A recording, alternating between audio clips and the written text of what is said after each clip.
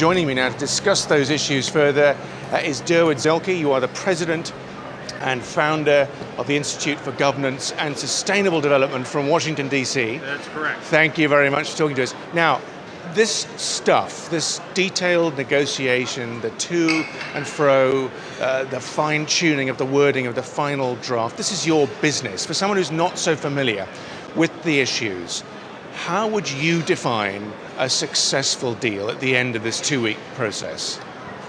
Success is going to be building a platform that teaches the world how to solve climate change with the tools we have, and then motivates us to develop the tools we need to solve even more of climate change.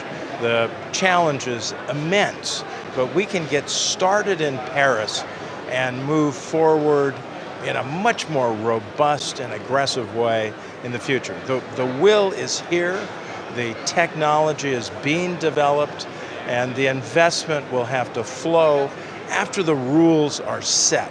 So setting the rules here in Paris is going to be tremendously important in attracting the investment you need for both innovation and implementation of solutions.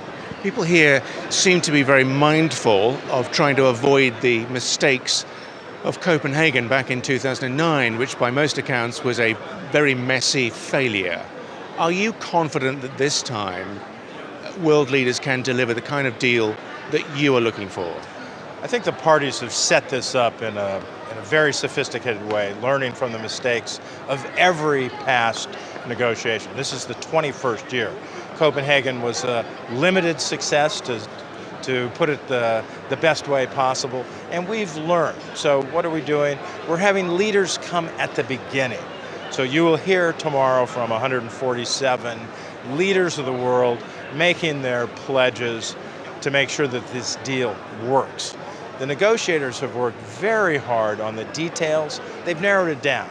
Now, we still have some very important issues.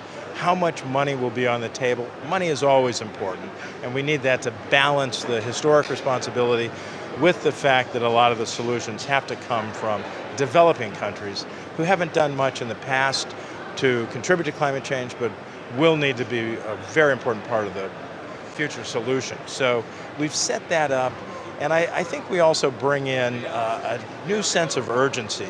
This is the first year that we're past 400 parts per million in the atmosphere.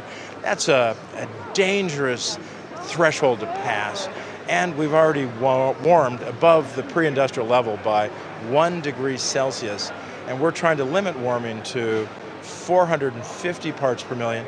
That's really too high, but that's our goal right now, and 2 degrees of warming. So we've used up 1 degree already, and so we're seeing impacts, hurricanes, typhoons, cyclones, flooding on the one hand, heat waves and drought and forest die-off on the other, rising sea levels.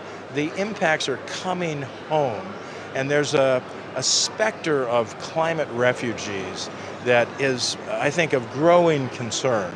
We know that the world is going to have a hard time dealing with that if we don't solve climate change quickly. Durwood, thank you very much for that.